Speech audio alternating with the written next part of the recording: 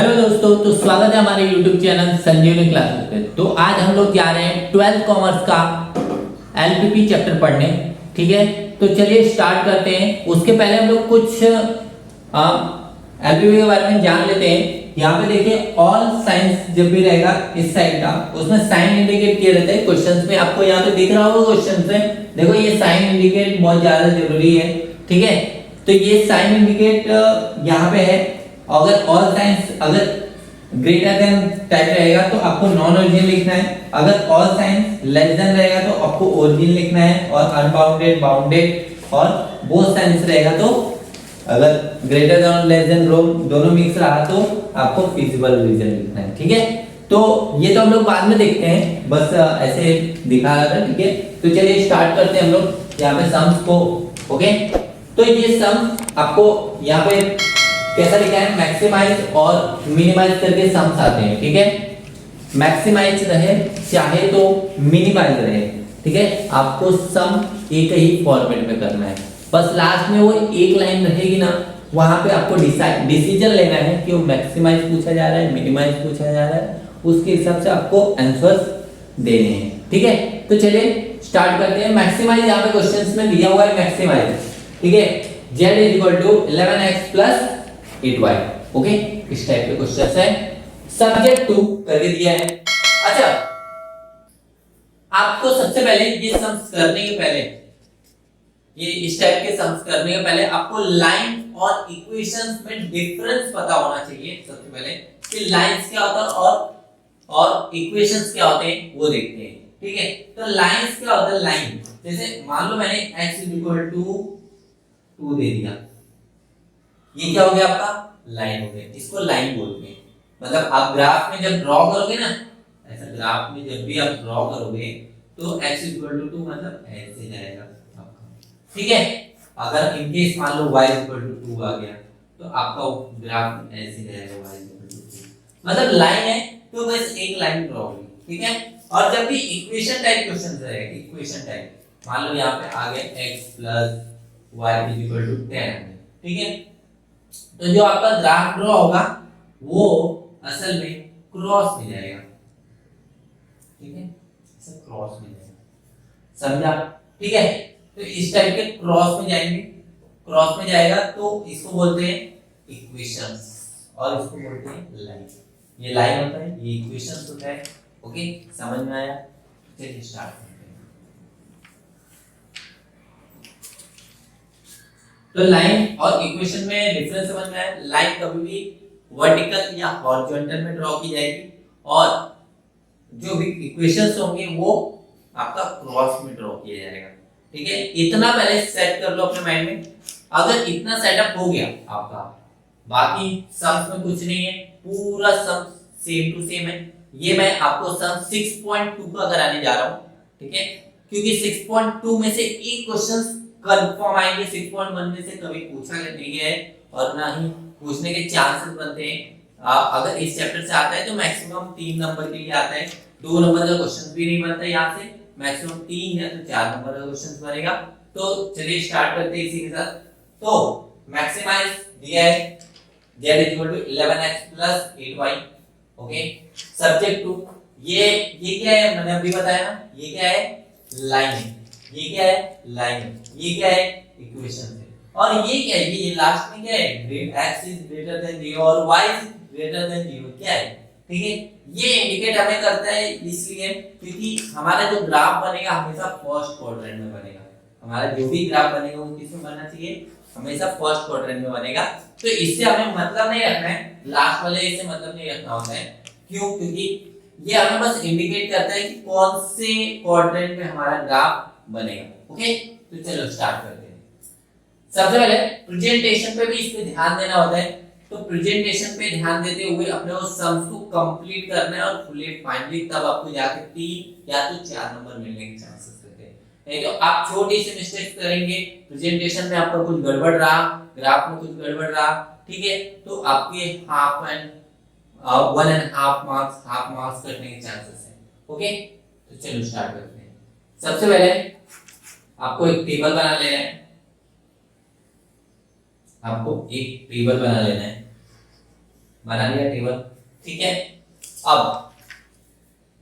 यहां पे लिखना है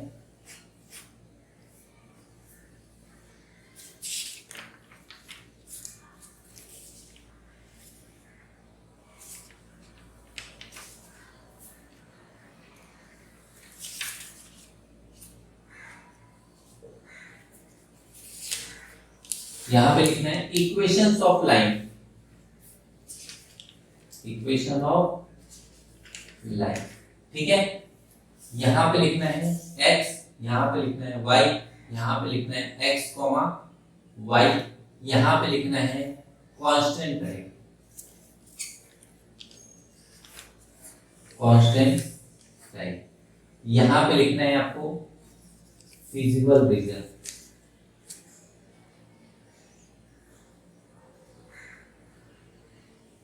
ठीक है, यहाँ पे लिखना है आपको फिजिबल रीजन। ठीक है, तो अभी कितने कितने लाइन है आपके पास?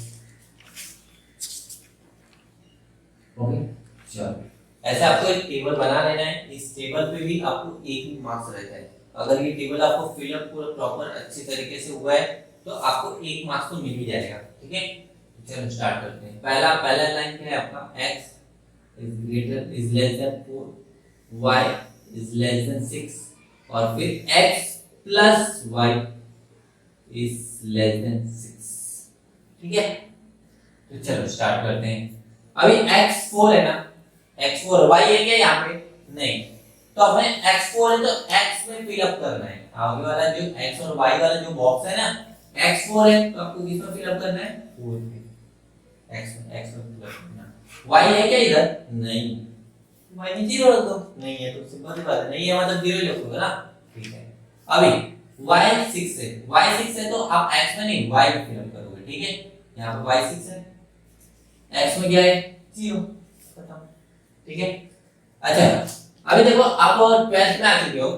10th तक तो हम लोग कैलकुलेशन पार्ट करके अगर x plus y equal to 6 है तो आप x की वैल्यू 0 पुट करते थे। मतलब 10th में आप लीनियर इक्वेशन करके एक चैप्टर पढ़े होगे, वहां पे 1.2 में ग्राफ था। ठीक है, तो वहां पे x की वैल्यू 0 पुट करते थे, यहाँ पे 0 प्लस y प्लस 6 करके तो y इक्वल टू आपका 6 आता था, ऐसा करके आता था, राइट। लेकिन हम लोग अभी थोड़ा सा हायर लेवल पे आ गए, 12th में आ चुके हैं। ठीक है, तो 12th में आ चुके हैं तो उसके हिसाब से हमें सम्स को करना होता है। हमारा थोड़ा लेवल हाई हो जाना चाहिए, हमें इस तरीके से छोटे बच्चों की तरह मल्टीप्लिकेशन नहीं करना है। अगर नहीं पॉसिबल हो पा रहा है, आपका कैलकुलेशन थोड़ा सा वीक है तो आप कर सकते हो, अदरवाइज आप माइंड कैलकुलेशन करो डायरेक्टली और डायरेक्टली आंसर को फिल अप करो। ठीक है, तो अभी माइंड में लेके चलना है आपको, क्या लेके चलना है कि x देखो हमेशा 0 ही पुट करो, क्योंकि अदरवाइज कुछ और पुट करोगे ना तो आपका कॉन्फिडेंस क्रिएट होगा। तो मेरा सजेशन है कि 0 ज्यादा अच्छा पड़ेगा आपको पुट करने में। ठीक है, तो यहां से एक लाइन लिख लेने का। हां, चलो स्टार्ट करते हैं। x की वैल्यू अगर मैंने 0 पुट किया, x की वैल्यू अगर मैंने 0 पुट किया, ठीक है, यहां पे मैंने 0 पुट करूंगा तो 0 क्या हो जाएगा? यहां पे पूरे 0 हो जाएगा। ठीक है, तो y क्या आ जाएगा आपका? 6 आ जाएगा। अरे ये 0 गया तो 0 तो खत्म, 0 मतलब कुछ नहीं, तो y इक्वल टू कितना आ गया? 6।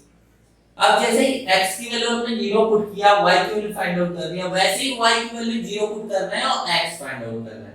ठीक है, तो y की वैल्यू 0 पुट करो, y की वैल्यू 0 पुट किया तो x की वैल्यू क्या आएगी? y की वैल्यू 0 पुट किया, इसको गायब कर दो, x की वैल्यू कितना आएगा? 6। डन, ठीक, इतना तो समझ में आया। अच्छा अभी x, y, तो यहाँ पे क्या हो जाएगा? 4, 0। ठीक है, आपका 4, 0 बस ऐसे लिखते जाना है आपको, सिंपल सा, कुछ ज्यादा दिमाग नहीं लगाना। बस ये पॉइंट निकल गया ना, हो गया, सब काम खत्म हो गया। ठीक है, अभी जो भी है यहाँ पे लिखते जाना है। 0,6, यहाँ पे क्या है? 0,6, यहाँ पे क्या है? 6,0। ठीक है, यहाँ पे नंबरिंग नेमिंग कर दो A, B, C और D, A, B, C, D। Okay, अच्छा कांस्टेंट टाइप क्या है? कांस्टेंट टाइप में मतलब हम लोग क्या लिखते हैं कि ये जो साइन होता है ना वो लिखते हैं, जो भी सिंबल है वो लिख दो। ठीक है, अच्छा अच्छा, ये इस साइड वाला साइन रहेगा तो हम लोग क्या लिखेंगे कि ओरिजिन है नॉन ओरिजिन है वो बताना पड़ता है। ठीक है, तो मैंने आपको पहले ही बताया कि जब इस साइड वाला साइन रहेगा तो हम लोग क्या लिखना है, हमें क्या लिखना है, ओरिजिन लिखना है। क्या लिखना है, ओरिजिन। तो ये ओरिजिन, या ये भी साइन है ओरिजिन, ये भी ओरिजिन। ठीक है, ओरिजिन समझ में आया। ठीक, तो चलो ये तो हो गया कंप्लीट। अब बारी आती है ग्राफ बनाने की। इसके बाद अगला स्टेप हमारा ग्राफ ही रहता है। ओके, तो चलो ग्राफ बना लेते हैं।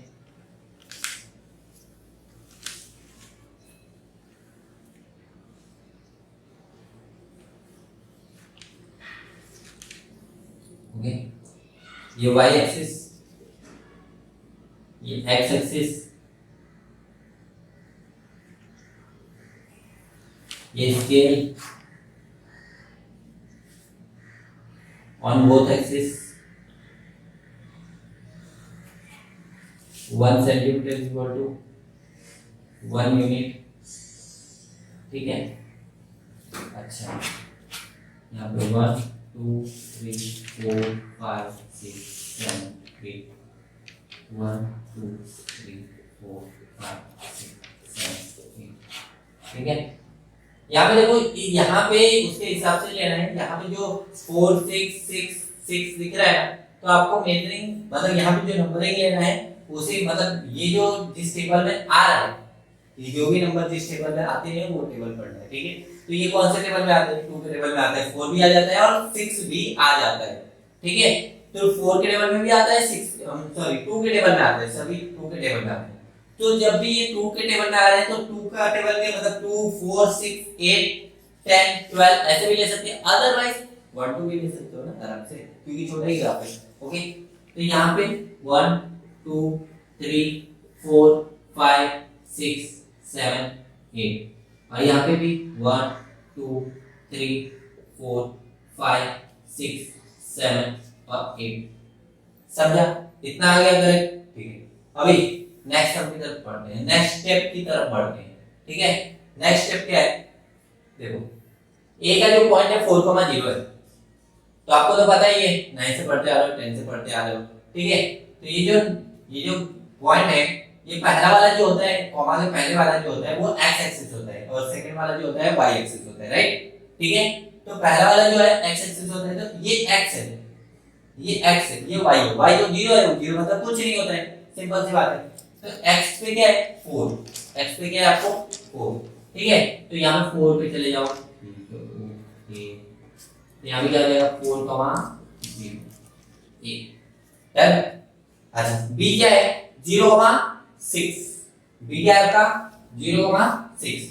तो x पे तो 0 है, y पे 6 है ना, तो x पे 0 है तो वो तो कुछ नहीं हुआ, तो y पे 6 है तो हम लोग y पे जाते हैं, y पे। ठीक है, क्या हो जाएगा आपका 0,6 बी। समझ में आया। ठीक है, इसी के साथ हम लोग अब जब ये हो जाएगा ना, तो यहाँ पे देखो सिंपल सी बात है, ये लाइन है असल में, ये लाइन है असल में। ठीक है, ये जो है आपका लाइन, तो लाइन मैंने बताया था पहले, जब मैंने बताया था मेरे स्टार्टिंग जब 1-2 मिनट का वीडियो था, तो उसमें देखे होंगे आपने कि लाइन जो था हम लोग वर्टिकली या हॉरिजॉन्टली ड्रॉ कर रहे थे। तो ये क्या था एक्स एक्सिस ना, तो यहाँ से हम लोग एक लाइन ड्रॉ करेंगे। ठीक है, एक लाइन ड्रॉ कर लो,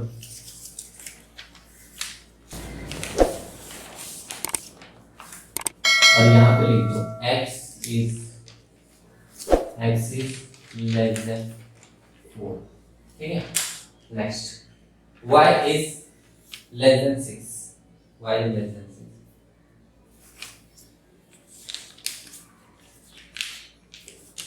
लाइन को हम लोग हमेशा ऐसे ही डिनोट करते हैं। ठीक है, ये तो हो गया ना।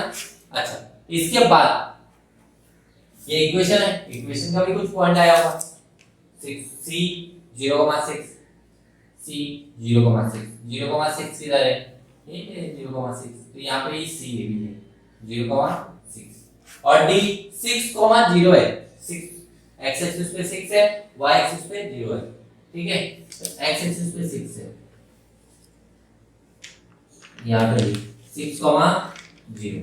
ठीक है, तो ये दोनों पॉइंट को आप क्या करोगे, ज्वाइन करोगे। मैंने बताया था इक्वेशन जो भी होता है हमेशा क्रॉस में ही होता है।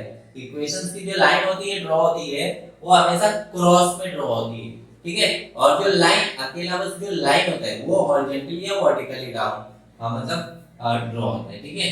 तो ये हम लोग ड्रॉ करते हैं, ठीक है।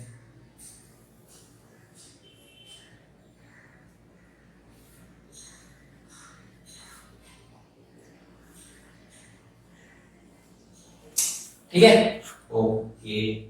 तो इतना समझ में आ गया होगा। अच्छा ये तीनों के तीनों क्या है, ओरिजिन है कि नॉन ओरिजिन है? इतना तो हम लोग 10 तक करते थे ना, इतना हम लोग 10 तक तो करते थे और इतने पे हमें मार्क्स मिल जाता था, ओके। अभी हम लोग अगला स्टेप हम लोग पता करेंगे कि ये ओरिजिन है कि नॉन ओरिजिन है। देखो ये सब किस साइड है, लेस देन साइड है। ये जो भी साइन है ऑल साइन अगर ऐसा रहेगा, ऐसा सेम ऐसे साइन है ना, तो हम लोग ओरिजिन है, तीनों के तीनों ओरिजिन है ना। जब तीनों ओरिजिन रहेंगे तो हम लोग क्या करेंगे, सब ओरिजिन। ओरिजिन किसको बोलते हैं, ओरिजिन किसको बोलते हैं, देखो यहाँ पे ओरिजिन, इसको ओरिजिन बोलते हैं, ठीक है। तो सभी इस साइड आएगा, सबसे अंदर वाला साइड आएगा। सबसे अंदर वाला बॉक्स किधर आपको दिख रहा है, सबसे अंदर वाला बॉक्स किधर दिख रहा है, यहाँ पे ये वाला पार्ट, ये सबसे अंदर वाला बॉक्स है, ठीक है।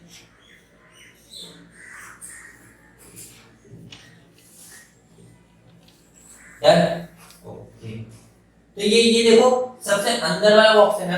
तो अगर आपके क्वेश्चंस में सब ओरिजिन आता है तो सबसे अंदर वाला बॉक्स बनाने का। अगर आपके क्वेश्चंस में सब नॉन ओरिजिन आता है, नॉन ओरिजिन मतलब तो आपका जो भी फिजिकल रीजन, जो भी आपका बाउंडेड रीजन बनेगा वो बाहर साइड बनेगा। बाहर साइड मतलब सबसे बाहर वाला बॉक्स, ठीक है, ओके। अगर दोनों मिक्स आता है, ओरिजिन और नॉन ओरिजिन आता है, तो बीच वाला बॉक्स बनता है। बीच वाला कौन सा बोल रहे हो, ये वाला बॉक्स बनेगा, समझा। तो अभी तो ओरिजिन है, तीनों के तीनों ओरिजिन है, तो तीनों ओरिजिन है मतलब सबसे अंदर वाला बॉक्स बनेगा। याद कर लो तो ज्यादा अच्छा रहेगा, ठीक है। तो अगर तीनों के तीनों ओरिजिन है, तीनों के तीनों या सभी ओरिजिन है, तो आपका जो सबसे अंदर वाला बॉक्स रहेगा वो बनेगा, ठीक है।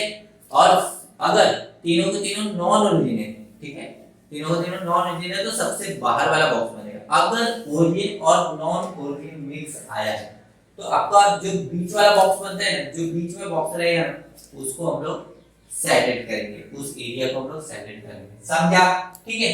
तो ये क्या है, ओरिजिन सबसे अंदर वाला बॉक्स बना। अच्छा इसके बाद वाला स्टेप देखते हैं। अच्छा ये देखो, ये जो सैडेड रीजन है ना, जो भी सैडेड रीजन है ना, ये हम लोग जो ड्रॉ किए हैं, जो डिजाइनिंग हम लोग ने किया है, इससे टचेस पॉइंट कौन कौन से हैं? टचेस पॉइंट की बात कर रहा हूँ। ये टचेस पॉइंट नहीं है क्योंकि ये दोनों आपस में लाइन तो कट रही है, यहाँ पे पॉइंट तो बन रहा है, लेकिन हम इसको नहीं लेंगे। क्यों नहीं लेंगे? क्योंकि ये इससे टच है क्या, ये सैडेड एरिया से टच है क्या? नहीं, सिंपल सी बात है, ठीक है। तो ये टच है, ये वाला जो पॉइंट है वो टच है, ठीक है। तो ये आपका, तो यहाँ पे दो पॉइंट दिख रहे हैं, बी और सी दोनों, यहाँ पे ओ और यहाँ पे ए, ये भी तो टचेस है ना इससे। ये वाला पॉइंट नहीं पता है, ये वाला पॉइंट तो हमें निकालना पड़ेगा तो किधर गए, क्योंकि ये भी तो यहाँ पे तो लाइन एक दूसरे को कट कर रही है ना, यहाँ पे जो लाइन है एक दूसरे को कट कर रही है, तो यहाँ पे एक पॉइंट बन रहा होगा। तो यहाँ पे जो पॉइंट बन रहा है ये पॉइंट हमें पता करना है। बाकी सब मिल गया अपने को, बी सी ओ ए मिल गया है, ठीक है।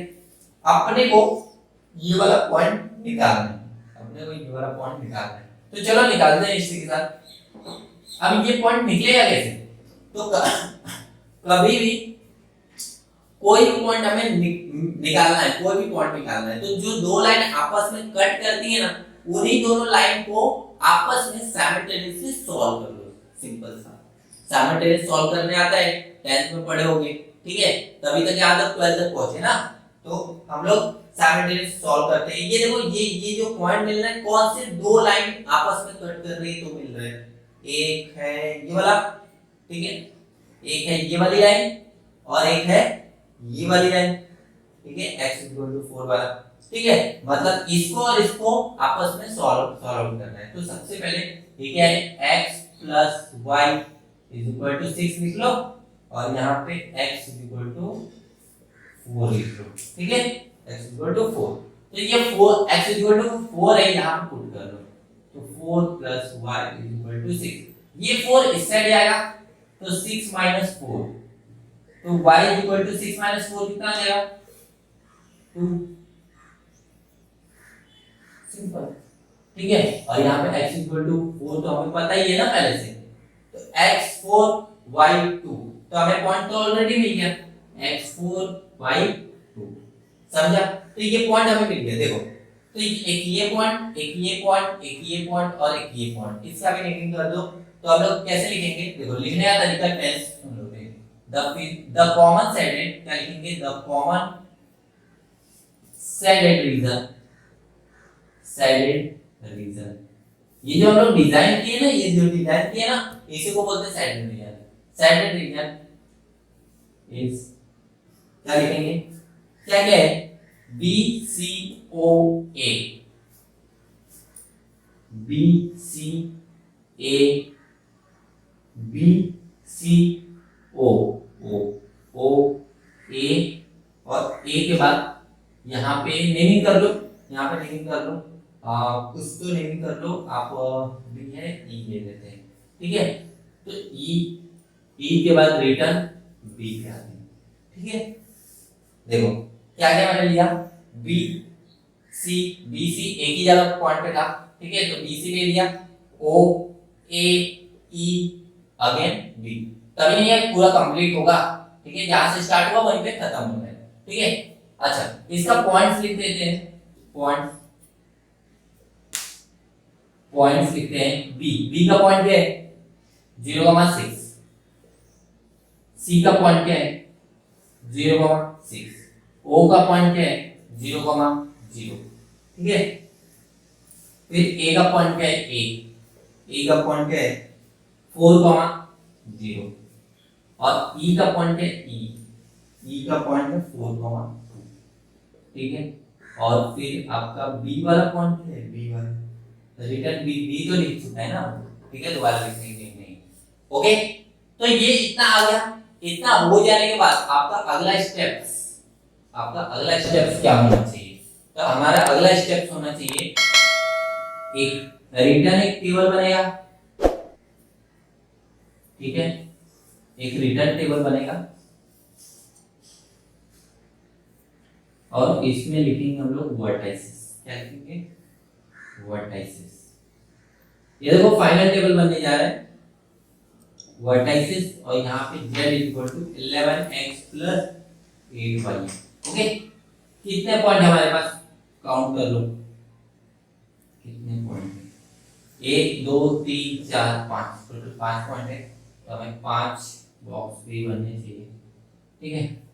चलो बी क्या है 0,6, सी 0,6, ठीक है, और फिर ओ 0,0, ए 4,0, और फिर ई 4,2, ओके। ये पांचों पॉइंट इसके अंदर पुट कर दो। अच्छा, सेम वही चीज है, क्या करोगे आप, x की वैल्यू यहां पुट करना, 11 into 0 हो जाएगा। देखो माइंड कैलकुलेशन करो थोड़ा सा, अगर नहीं आता है तो ऐसे कर सकते हैं, 11 into x की जगह पे क्या पुट करोगे 0, प्लस 8 into y की जगह पे क्या पुट करोगे 6, तो 11 into 0 0, 8 into 6 48, तो 0 plus 48 48, समझा, 48 हो गया। अच्छा, सेम उसी की तरह इसका भी 0,6 पे 48 आ रहा है, तो ये भी तो 0,6 ही है, मतलब सेम ही आएगा 48 ही आएगा, ठीक है। ये 0,0 x की जगह पे 0 रखेंगे, y की जगह पे 0 रखेंगे, तो 0 से मल्टीप्लिकेशन होगा तो हमेशा ही 0 आंसर आता है, मतलब इसका भी आंसर 0 होने वाला है, राइट, ठीक है। अभी 4,0 मतलब अभी x की जगह पे 4 रखेंगे तो 11 into 4 44, और 0 की y की जगह पे हम 0 रखेंगे तो 8 into 0 0, तो आपका क्या हो जाएगा 4 into 11 मतलब 44 आ रहा है, राइट, यहाँ पे 44 आ रहा है। अच्छा, इसका भी 11 into 4 44, ओके, और 2 into 8 कितना हो जाएगा 16, तो 44 प्लस 16 कितना आ जाएगा आपका टोटल 7, समझा, तो यहाँ पे टोटल 16। अभी अपने क्वेश्चन में क्या पूछा, देखो ये मैक्सिमा रहे चाहे मिनिमा रहे, क्वेश्चंस में पहले ही आपको मेंशन कर दिया रहेगा मैक्सिमम मिनिमम, तो क्वेश्चंस कुछ भी रहे चाहे मैक्सिमम रहे चाहे मिनिमम रहे, ठीक है। तो आपको पूरा इतना प्रोसीजर तो करना ही है, चाहे वो मैक्सिमम मिनिमम, लास्ट में आपको डिसीजन लेना है। जब भी आप मैक्सिमम पूछा रहेगा तो मैक्सिमम वैल्यू बतानी है इसमें से देख के, अगर कभी भी मिनिमम पूछा रहेगा तो सेम पूरा करना है, सेम टू सेम। लास्ट में आपको डिसीजन लेना है कि मिनिमम कौन सा है, मिनिमम 0। तो अभी आपको क्या करना है, क्वेश्चन में क्या पूछा है, मैक्सिमम पूछा है, तो मैक्सिमम के लिए हम जाते हैं। तो मैक्सिमम वैल्यू इज, ऐसा लिखेंगे, क्या लिखेंगे, maximum value is z is equal to, maximum value कौन सी है, 60 एट पॉइंट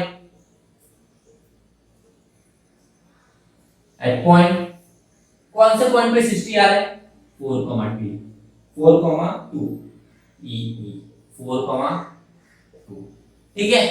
तो इस तरीके से आपका 4, 2, फिर उसके बाद लास्ट में लिखेंगे that is x is equal to 4 और y इज इक्वल टू 2।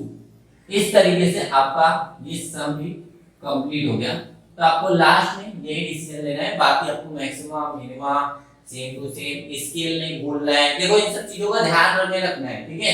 और मार्क्स डिस्ट्रीब्यूशन कैसे होगा, एग्जामिनर कैसे मार्क्स डिस्ट्रीब्यूशन करता है, ये टेबल का 1 मार्क्स रहता है, ये जो भी आपका ग्राफ है पूरा 1 मार्क्स रहता है। अगर इन केस गलती से जल्दी में आपने बोर्ड एग्जाम में स्केल भूल गए तो इसका हाफ मार्क्स कट जाएगा। तो ये 1 मार्क्स, ये 1 मार्क्स, और इसका जो भी कैलकुलेशन वाला पार्ट है यहाँ तक 1 मार्क्स, ठीक है। और ये जो टेबल और ये पूरा ड्रॉ करोगे तो उसका 1 मार्क्स रहेगा। तो टोटली आपका 4 मार्क्स का क्वेश्चन बन जाता है, ओके। तो इस तरीके से ये जो भी सम्स है, पहला वाला सम्स मैंने आपको करा दिया है, ठीक है, इसको नोट डाउन कर लो। तो इसी के साथ ये नोट डाउन कर लीजिए, और अगर कुछ डाउट है इससे रिलेटेड, एलपीटी फर्स्ट क्वेश्चन से रिलेटेड जो भी सॉल्यूशन मैंने कराया, अगर कुछ डाउट है तो आप कांटेक्ट कीजिए, नीचे आपको नंबर दिख रहा होगा। और ऑफलाइन बैचेस भी ज्वाइन कर रहे हैं तो आपको मतलब कांटेक्ट कर सकते हैं वहां पे। और आप इसी के साथ ये वीडियो खत्म करते हैं, समाप्त करते हैं, और हम लोग मिलते हैं नेक्स्ट वीडियो में। तब तक के लिए अगर आपको ये वीडियो पसंद आई हो तो लाइक कीजिएगा, सब्सक्राइब कीजिएगा और अपने दोस्तों को शेयर भी कीजिएगा। और संजीवनी क्लासेस की टीम की तरफ से बाय बाय, टेक केयर, मिलते हैं नेक्स्ट वीडियो में।